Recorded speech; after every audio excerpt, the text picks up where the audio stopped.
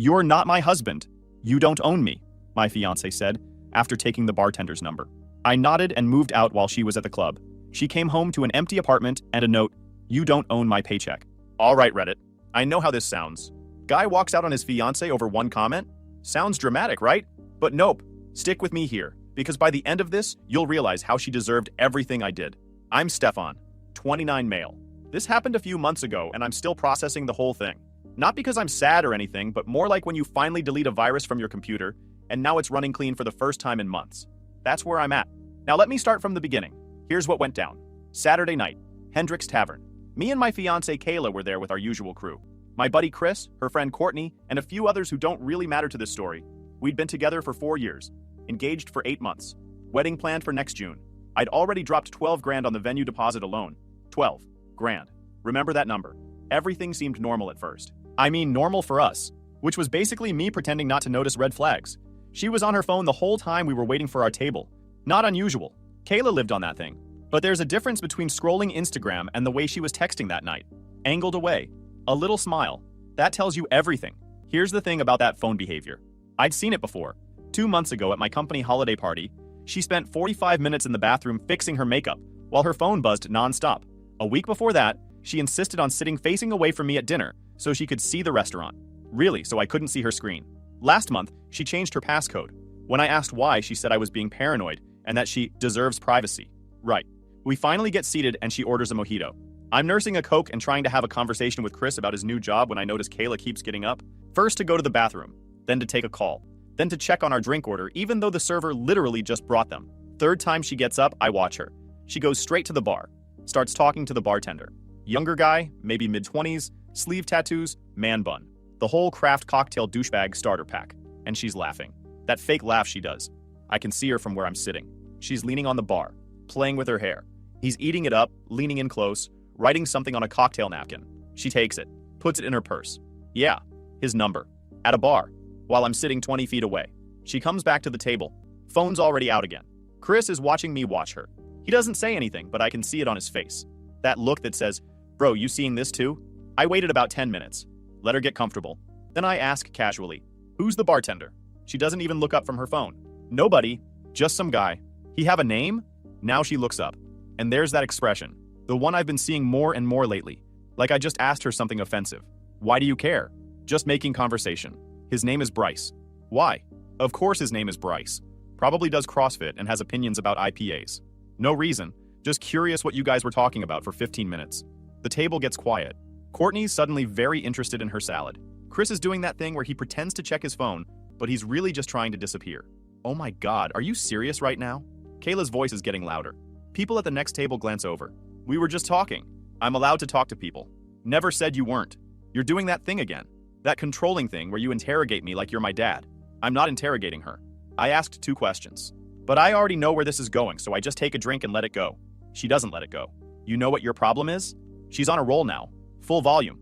The entire section can hear her. You act like you own me. Like because we're engaged, I'm not allowed to have a life. I'm not allowed to talk to other people. I'm not allowed to have fun. The couple at the next table is full on staring now. This is their dinner theater. Kayla, I didn't say any of that. You didn't have to. It's the way you look at me. Like I'm doing something wrong by existing. Chris tries to intervene. Hey, maybe we should... No. Kayla's pointing at me now, across the table, like she's in court or something. He needs to hear this. We're not married yet. You're not my husband. You don't get to control who I talk to or who I give my number to. The table goes dead silent. And there it is. The line you can't uncross. The moment where everything crystallizes. I'm staring at her, processing what she just said. She didn't even try to hide it. So you gave him your number? Yeah, I did. Because we're not married and you don't own me. There it is. The line in the sand. I finish my drink, set it down carefully, pull out my wallet, drop 100 on the table. Way more than my share, but I don't care. You're absolutely right, I say as I stand up. We're not married. Where are you going? Home. I'm done for tonight. You're leaving because I talked to a bartender? I'm leaving because you gave another man your number and think that's acceptable behavior for someone wearing my ring. Her face goes red. Don't you dare walk away from me. Watch me. I walk out. Don't look back. Don't wait for her to follow. Just leave. Chris catches up with me in the parking lot. Dude, you okay? I'm great. I'll call you later. I'm not great. I'm shaking. That adrenaline thing where your body knows you're about to do something major before your brain catches up. I sat in my car for about 20 minutes. Just thinking. Really thinking for the first time in months. And here's the thing nobody tells you. The moment you decide to leave is almost peaceful. Like watching a Jenga tower you've been holding together finally collapse. Yeah, it's a mess. But at least you can stop pretending it's stable. It wasn't just a bartender. It was never just one thing. 3 weeks ago, I came home early to surprise her with dinner reservations at the place she'd been wanting to try. Expensive. I had to book 2 months in advance. Spent half an hour on the phone getting the reservation. Got off work at 3 instead of 6. Came home. She wasn't there. Didn't answer her phone. Finally texted me at 9 that she'd gone to happy hour with coworkers and lost track of time. Forgot her phone in her locker at the gym. A week before that, she posted an Instagram story at midnight. Just a selfie. But in the background, some guy's apartment. Not anyone I knew. Definitely not her place. When I asked about it, she said I was being paranoid. That he's just a friend from the gym, and I need to work on my trust issues. Said I was making her feel guilty for having a social life. 2 months ago, we went to my brother's wedding.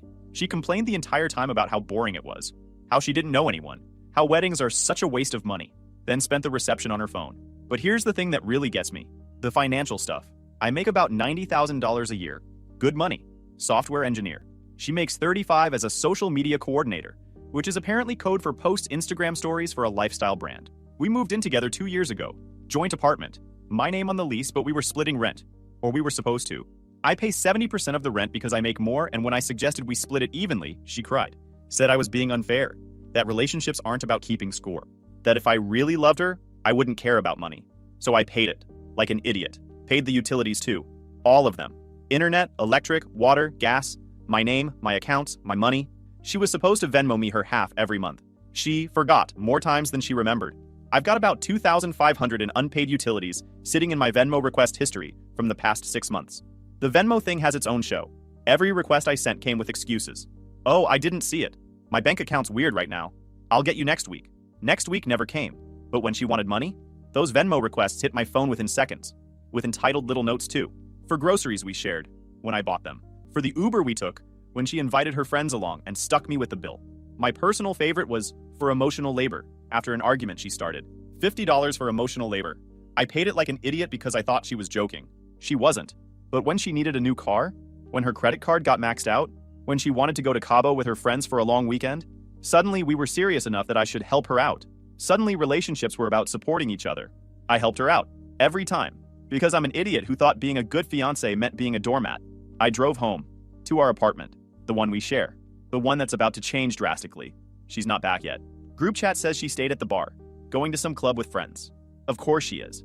I walk in and look around. Really look. Taking inventory. The couch. Mine. Bought it 3 years ago before I even met her. Leather sectional. Cost me $2 grand. Saved for 4 months. TV. Mine. 65-inch OLED. Christmas present to myself last year. She said it was too expensive and that I was being irresponsible with money. This was 2 weeks before she asked me to help pay off her credit card. Coffee table, entertainment center, bookshelf, gaming setup, sound system. All mine. Kitchen table? Hers. Cheap IKEA thing that wobbles. Chairs don't match. Got them from Facebook Marketplace. I go to the bedroom. Bed frame is mine. Mattress we split, but I paid 70% because, say it with me, I make more money. Sheets, comforter, pillows, all mine. I do the math in my head. This apartment is 90% my stuff. She brought almost nothing to this relationship except drama and unpaid Venmo requests. I pull out my phone.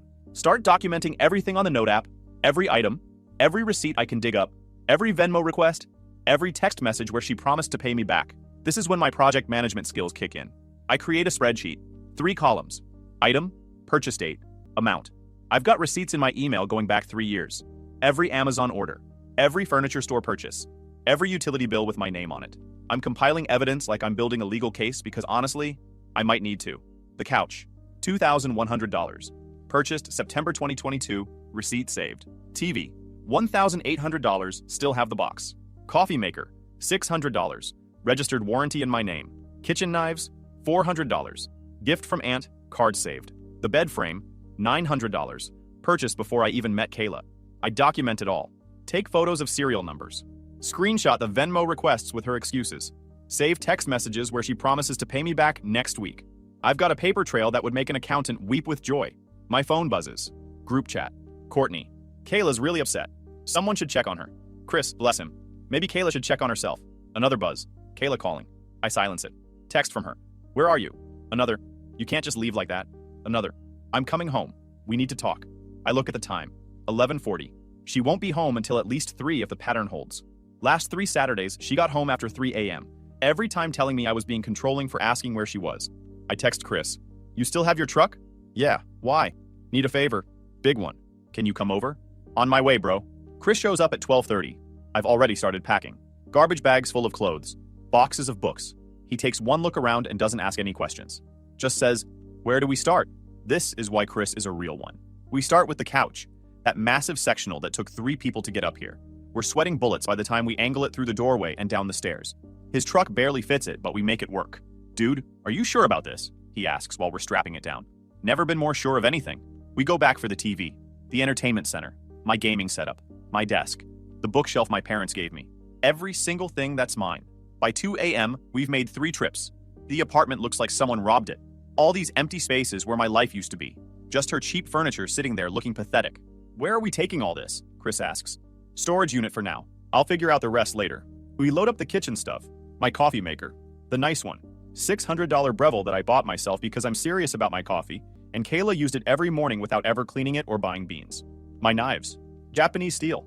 Cast iron pans I've been seasoning for years. Good plates. Real silverware. I leave her the bent forks and the Walmart plates and the coffee mugs with the chips in them.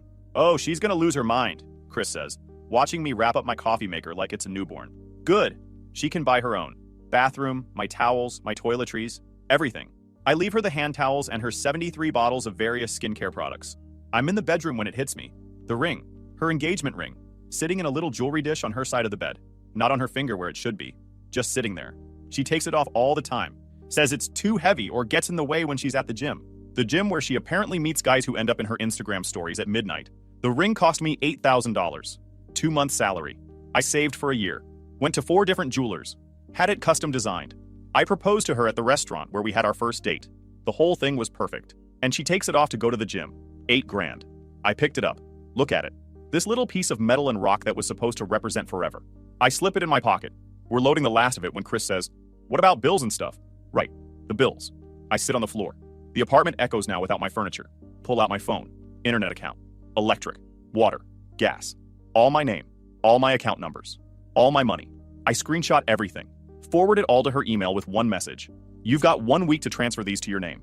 After that, service stops. Then I do something I probably shouldn't do, but forget it. I'm feeling petty. I log into our joint streaming accounts. Netflix, Hulu, HBO, Disney+, Spotify. All paid with my credit card. I changed all the passwords. Update the payment methods to a prepaid Visa I know is empty. They'll all cancel in about a week when the charges don't go through. She's about to rediscover what cable TV feels like. Welcome back to 2005, babe. But here's my favorite part. I go around the apartment and collect every single phone charger. All of them. The good ones. The fast charging ones.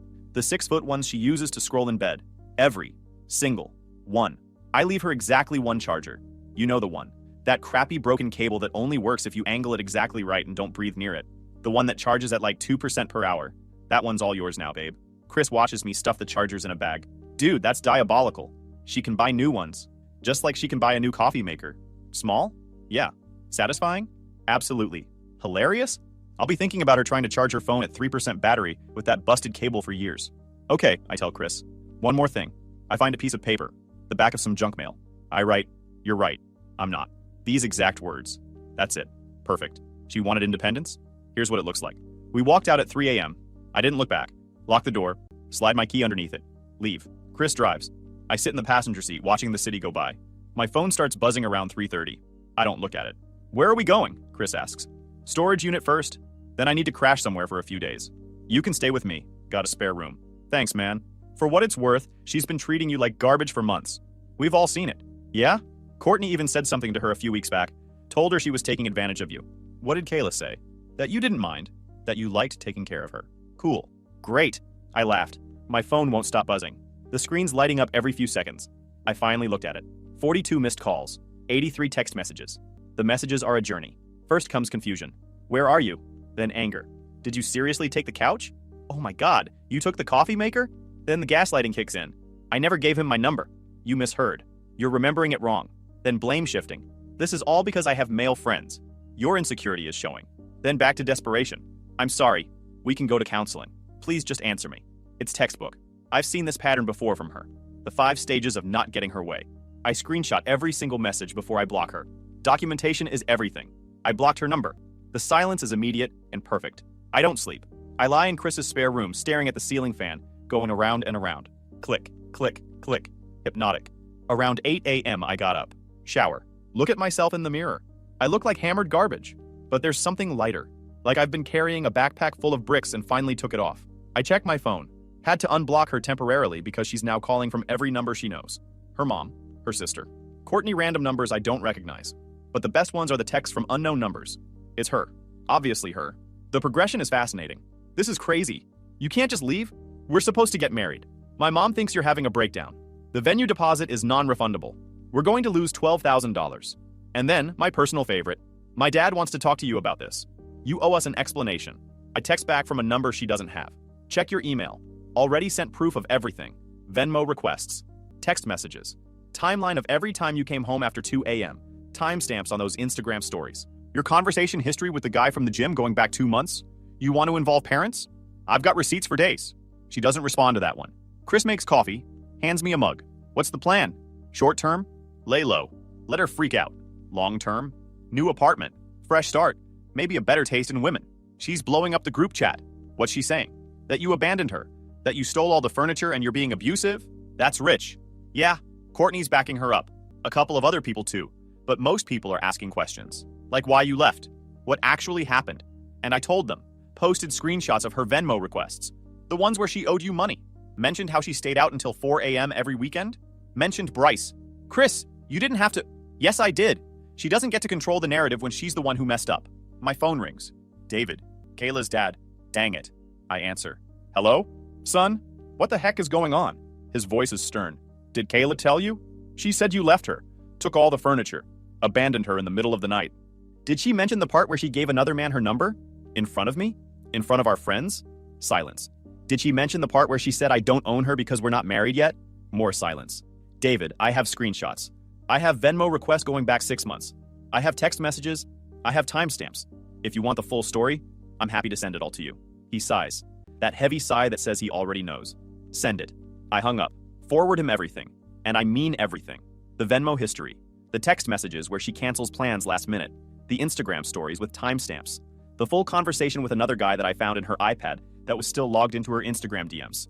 She forgot about the iPad. People always forget about those tablets. The conversation was enlightening. 2 months of flirting with some dude. Her complaining about me. Calling me controlling. Saying she feels trapped. Saying she's not sure about the wedding. Him telling her she deserves better. Her eating it up. There's one message from 3 weeks ago that really hits. Sometimes I think I'm only marrying him because it's easier than starting over. I sent that one to David separately. This is what your daughter really thinks of me. He doesn't respond immediately. Takes about an hour. Then, I'm sorry, son. I didn't know it was like this. I reply, it's not your fault, but I'm done. The wedding's off. I'll be seeking reimbursement of the venue deposit from Kayla, and I want the ring back. Him. Understood. Over the next week, Kayla tries everything. First comes the love bombing. Texts from friends saying she misses me. That she made a mistake. That she wants to work on things. I ignore all of it. Then comes the anger. She shows up at my work. Security has to escort her out because she's screaming in the lobby about how I stole her furniture. HR calls me in. I show them the receipts. Proof of purchase for everything. They apologize. Tell me they'll make a note in case she comes back. She tries to file a police report. Says I stole her property. Cops call me. I email them the same receipts I showed HR. Photos of serial numbers. Credit card statements. They tell her it's a civil matter and to stop wasting their time. Then she gets creative. She posts on Facebook. Long dramatic rant about how I'm emotionally abusive. How I isolated her from friends. How I controlled her money, then abandoned her. It gets some sympathy at first. Until people start asking questions. Until Chris posts screenshots. The post is a masterpiece of victim cosplay. I gave him 4 years of my life and he threw me away like garbage over one mistake. She's calling 2 months of emotional cheating one mistake. Someone comments, what happened? Her reply, he got jealous because I talked to someone at a bar. Packed up everything I owned while I was out and left me with nothing. Chris's reply with screenshots. Here's the Venmo history showing she owes him $2,500. Here's her own text messages admitting she gave her number to another guy. Here's the lease showing his name. Here's receipts for the furniture. She didn't own any of it. The post gets quiet after that. A few of her friends try to defend her, but most people just stop engaging. You can see it happening in real time. Her narrative collapsing. She edits the post twice. First to remove the part about me taking everything she owned. Then to claim she's not going to air dirty laundry anymore. Then deletes it entirely. But screenshots live forever. Chris made sure of that. And here's where it gets interesting. She can't afford the apartment. Needs to break the lease. The penalty is 3 months rent, about 6 grand. She doesn't have it. She calls me from her number. I guess she figured out I unblocked her. I need money, she says. No hello, no apology, just straight to it. For what? The lease? I can't afford to break it. Not my problem. It's your name on it too. Yeah, and I paid my portion. In fact, I paid most of it. Check the Venmo history. You can't just leave me here. Watch me. If I don't pay, it goes on your credit too. She's right. Dang it. The lease is in both our names. If she defaults, we're both screwed. How much? 6,000. I'll give you 3. That's your half. The half you would have paid if you'd actually been paying your share all along. That's not enough. Then figure it out. I don't care. I hung up. She doesn't call back, but David does. I'll cover it, he says. The lease break.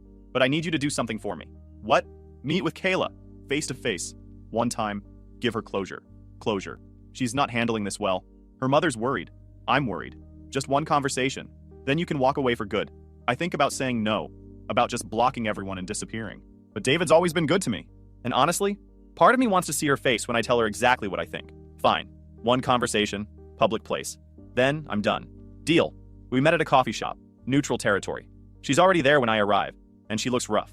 I ordered black coffee. Sit down across from her. So, she's fidgeting with her cup. I don't know where to start. Start anywhere. I don't understand why you left like that. Why you didn't even try to talk to me. You were at a club. With friends. Including Bryce the bartender, I'm guessing. She flinches. You don't know that. Actually, I do. And by the way, I saw the messages with the other guy too. Her face goes white. You went through my stuff? It's my iPad. I pay for the data plan. But yeah, I saw everything. That was just... I was venting. You told him you're only marrying me because it's easier than starting over.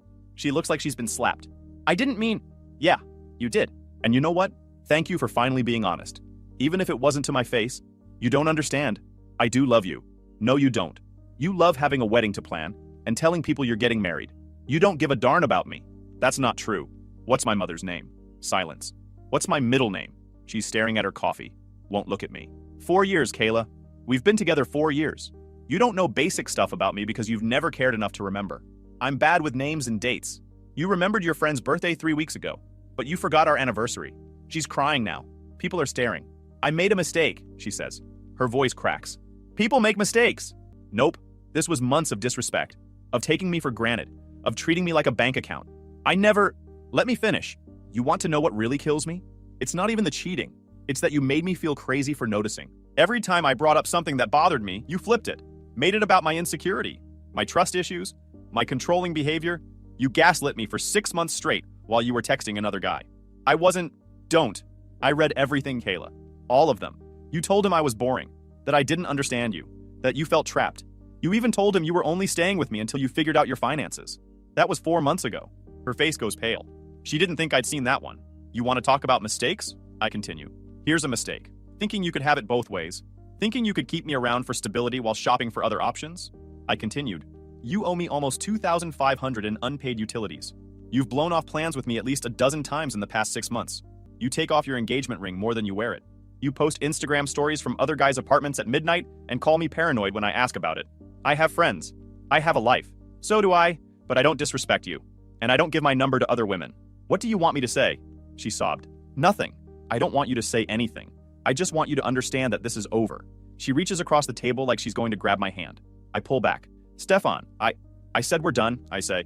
Your dad's paying off the lease. I'm keeping the ring. We're both moving on. I don't want to move on. Up to you. I stand up. Drop a 10 on the table. I walk away. She doesn't chase me, just stands there on the sidewalk crying. My phone doesn't buzz for the rest of the day. 3 weeks later, I settled into a new place. 1-bedroom apartment in a better part of town. Closer to work. Lease in my name only. Deposit paid in full. No one to answer to. My couch looks good here. The TV fits perfectly on the wall. My coffee maker sits on the counter, and every morning when I use it, I smile. I'm sleeping better, eating better, working out again. Started seeing another woman too. Nothing serious. Just putting myself out there. She's from the gym and asked me to get coffee. She was funny, easy to talk to, and gorgeous. So, I'm giving it a shot. But here's where the story gets wild. Or let me call it the grand finale. And it was satisfying as heck. It's a Thursday night. I'm at home. Just finished a workout. Making dinner. Chicken and rice. Basic but effective. My phone rings. Unknown number. I've been getting better about not answering those, but something makes me pick up. Hello? Heavy breathing. Then, I need help. Kayla. Wrong number, I say. Start to hang up. Wait, please, I'm serious. I need help. She sounds bad. Really bad. That desperate edge that makes you pay attention even when you don't want to. What kind of help? I ... She's crying. I'm in real trouble. Call someone else. There is no one else. My parents won't talk to me. Courtney blocked me. I have nowhere else to go. What happened? Can we meet? Please? I'll explain everything. Every instinct I have says no. Says to hang up, block the number, move on with my life. But there's something in her voice that sounds like genuine fear. Against my better judgment, I say, "Where are you?" She gives me an address. Some diner on the east side. Not a great area, but not terrible. I'll be there in 20 minutes. This is the last time, Kayla. Whatever this is, then we're done. Understand? Stop contacting me. Yes, I understand. Thank you so much. I grab my keys, drive over, the whole time wondering what the heck I'm doing. She's in a booth in the back when I arrive, and she looks worse than at the coffee shop. I slide into the booth across from her. Talk. I'm in trouble, she says again. Financial trouble. How much? 25,000. I actually laugh. Can't help it. 25 grand? How the heck did you?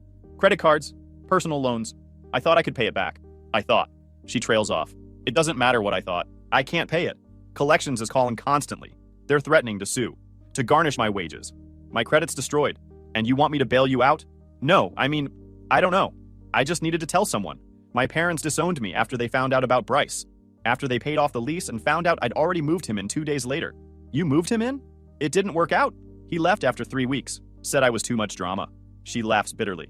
Guess he was smarter than you. So what do you want from me? I don't know. Advice? I'm drowning. I'm working 2 jobs and I can barely make minimum payments. I had to move back into my old apartment from college. I don't know what to do. I look at her. And I feel nothing. No, Kayla. What do you mean, no? You made your choices, I say. You prioritized short-term fun over long-term stability. You burned every bridge you had. This is the consequence. And are you kidding me? You made me drive her to give you advice? Go get it from YouTube. It's not my problem. I could see her face getting red. Are you freaking kidding me? Then why the heck did you even come? I don't know. Maybe because I'm enjoying this a little too much. Silence. Oh my God, you are such a jerk. That's it? That's all you have to say? Well, kinda. You're unbelievable, she yelled loud enough for the other tables to hear. I replied calmly. You're making a scene. She lowered her voice, crying again. I know I messed up. I know I don't deserve your help. But I'm begging you. Please, I'll do anything. I am desperate. Anything? Yes. Her eyes lit up. I pull out my phone. Open up a document. The one I've been working on for the past 3 weeks. Slide it across the table. What is this? An itemized list of every dollar you owe me. Utilities, rent differential, that loan I gave you for your car, the wedding venue deposit I'm eating, interest calculated at 5%. Comes out to about 22,000. She stares at the document. Then at me. You want me to pay you back? No, I want you to sign this. I pull out another document. Promissory note I drafted. We'll notarize it tomorrow. You sign this acknowledging the debt. Then you're going to set up a payment plan. $50 a month. Whatever you can afford. It'll take you almost 37 years to pay it off, and I'll probably never see most of it. But you're going to sign it. Why? She was confused. Why are you doing this? Because I want you to remember. Every month when you make that payment, I want you to remember what you threw away. This is cruel. No. Cruel would be letting you think that you can mess up this badly and someone will always be there to save you. You wanted to not be owned? Here it is. This is what that looks like. I stand up, drop the documents on the table. Sign it or don't. I don't actually care. But if you don't, I'll file a civil suit. I have documentation for everything. Receipts, screenshots, witnesses. You'll lose and your credit will get even worse. Your choice. She's staring at the papers, hands shaking.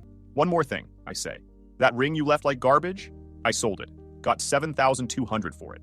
Took that money and booked a trip to Japan, leaving next month. Going to spend 2 weeks not thinking about you at all. I walk out. Leave her there with the papers and her choices. My phone buzzes an hour later. Photo attachment. The promissory note. Signed. We got it notarized the next morning. Good. 2 months later, I'm back from Japan. Tan and happy. I get a payment notification. $50. Kayla's first payment. There's a note attached. I'm sorry. I just smile. Transfer the $50 to a savings account. Figure I'll let it build up. Maybe in 37 years, I'll have enough for another trip. Or maybe I'll just keep it as a reminder that I value myself enough to walk away when someone proves they don't value me. The coffee maker's still working great, by the way. Makes the best brew I've ever had.